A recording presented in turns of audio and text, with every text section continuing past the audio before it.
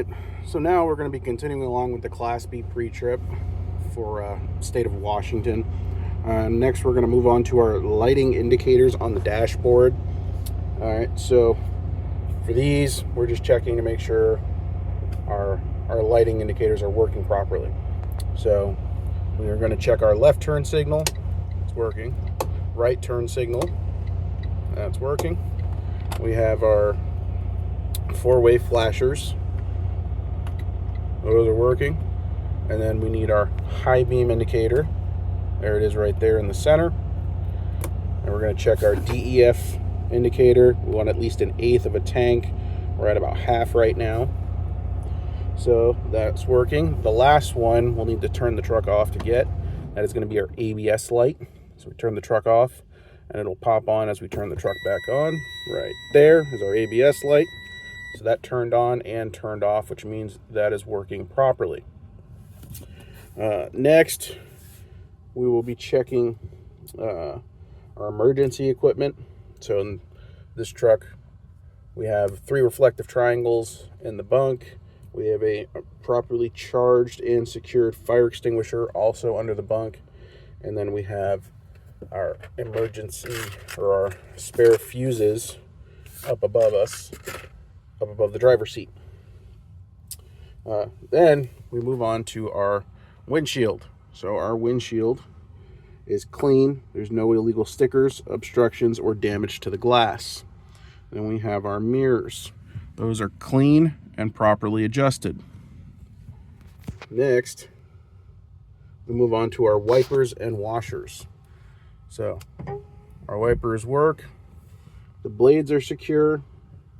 They're not damaged, operate smoothly, and the washers are working. So you're going to want to show that the washer fluid does come out, as they do.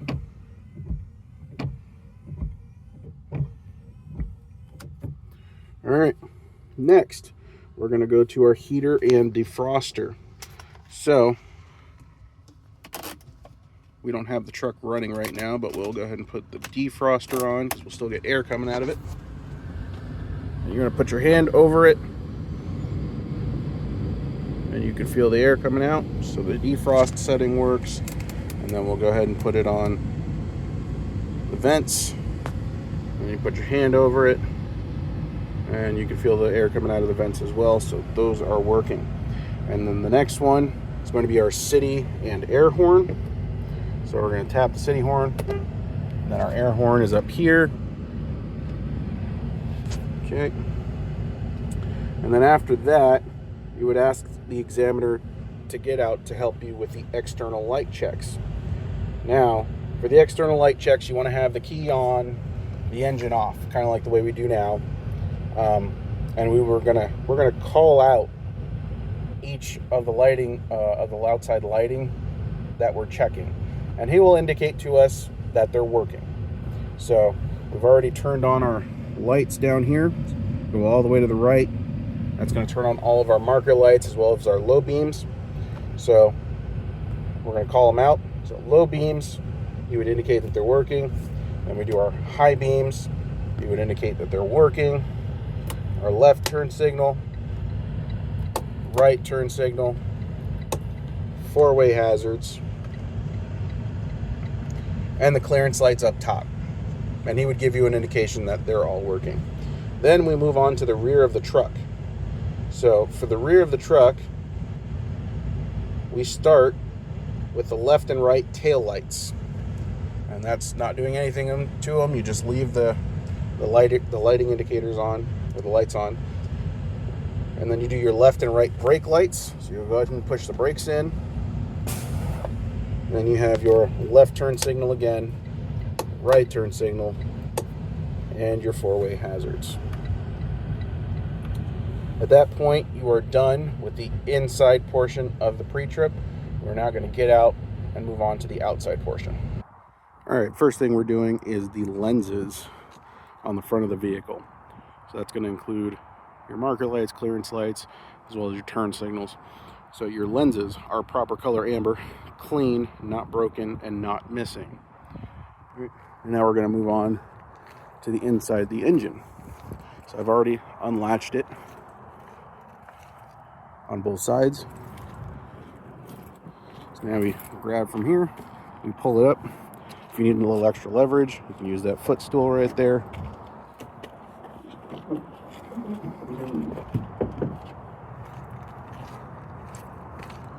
All right. Now, it is very important that you touch or point to every single part that you talk about. So we're going to start with our fluid levels. So we've got our oil right here, oil dipstick, and the levels between add and full. We're not actually pulling anything. This is how you would check it. Your coolant right here, you would inspect it through the sight glass, or if the radiator was cool, you could take off the radiator cap, and the level should be between add and full. Our power steering fluid is right here. That's the dipstick, and the level should be between add and full. Next, we're moving on to fluid and air leaks. This is just checking the general condition of your truck. So you would say, I would check for puddles on the ground, dripping fluids from the engine or transmission. So that's looking down here underneath the engine and the transmission, checking to make sure there's no fluids dripping. And then I check my air hoses and lines for their conditions and to make sure that they're not leaking. Next, we move on to our steering system. So the steering system, starting with the steering box, which is right here. The steering box is securely mounted and not leaking. And you've got your steering box hoses. You got this one here, you got this one back here, you got that big one right here. So your steering box hoses are not cracked, worn, or leaking. Then we take our steering system as a whole, so the whole steering system, and those are not missing nuts, bolts, or cotter keys. Then you have your 3-piece steering linkage right here, going all the way down and into the connected towards the wheel. So your steering linkage, you would check links, arms, and rods from box to wheel are not worn or cracked. Joints and sockets are not worn or loose. Now we're going to move on to our steering axle, or better known as your tire. So first thing you're checking is tire inflation. You're not actually going to have to hook a tire gauge up to it. So tire inflation, tire is properly inflated, checked with a tire gauge. Your overall tire condition, there's no cuts or damage that exposes body plies to the tire tread and the sidewall. All right, next, valve stem and cap. That's going to be down here. So for valve stem and cap, the cap is not missing, and the valve stem is not broken or damaged. The sidewall, there are no bumps or bulges in sidewall or mismatched diameters in the dual tires. All right, next is tread depth. So for tread depth, these are steer tires, so their minimum tread depth is 4/32 of an inch. All other tires on the truck are a minimum of 2/32 of an inch, checked with a tread depth gauge. Then you're going to move on to your rims. So your rims should not be cracked, bent, or damaged.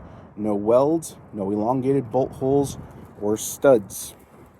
And then you have your lug nuts. So your lug nuts are all present, not loose, no rust trails, no shiny threads, and no broken studs. Now we're going to move on to our suspension. All right, for our suspension, we're going to start with the leaf spring. That's right here. So our leaf spring is not missing, shifted, or cracked. You've got a spring mount right here. The other one's back there. So your spring mount is not cracked, broken, and there's no missing parts. Now you've got a shock absorber right here. Your shock absorber is secure, not damaged or leaking. Next, before we end the suspension, we're going to move on to the front of the truck to check for leans. So you're going to check your truck for leans, and if your truck was leaning, that could indicate that there is a suspension issue. Next, we're going to go check our brakes. So we've got our brake hoses and lines. All right, those should not be cracked, worn, frayed, or leaking. They can supply air, and then the couplings and fittings are secure. All right, next we're going to check for brake contaminants. So right here we're checking inside the brake drum and the lining, and we're checking to make sure that there's no grease or oil in the drums or linings that could affect braking capabilities. After that, we're going to go ahead and close the hood, because we are now done with the engine compartment.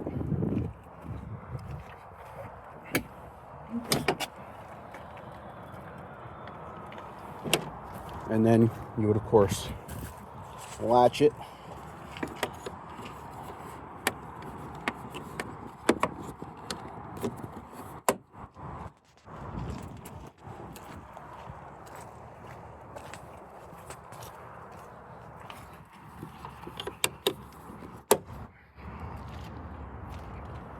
All right, now we're going to do lenses and reflectors on the side of the vehicle. So the only lens we have is that one.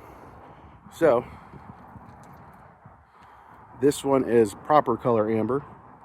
It is clean, not broken or missing. Next, we're going to check our mirrors right here. So our mirrors are clean, not cracked. Back brackets are not bent and mounted securely with no missing parts. Now we're going to move on to our batteries. So our batteries are covered. There's electrical cables and lines are secure. They're not cracked or worn. There's no signs of excessive corrosion, and the battery cover is secure, as you can see. Next, we're going to do our DEF and our fuel tank. And we can combine those together because you say the exact same thing for both of them. So our DEF and fuel tanks are mounted securely. The caps are tight and there's no leaks from the tanks or the lines. Now this one has a locking cap on it, so you can't tell if it's on tight, but we would have that taken off so that way you could show the examiner that the cap is on tight. Then we move over to the frame. So for the frame, there's no cracks, broken welds, holes, or other damage in the frame members. And then we move on to the rear of the vehicle. Check the lenses and reflectors back here.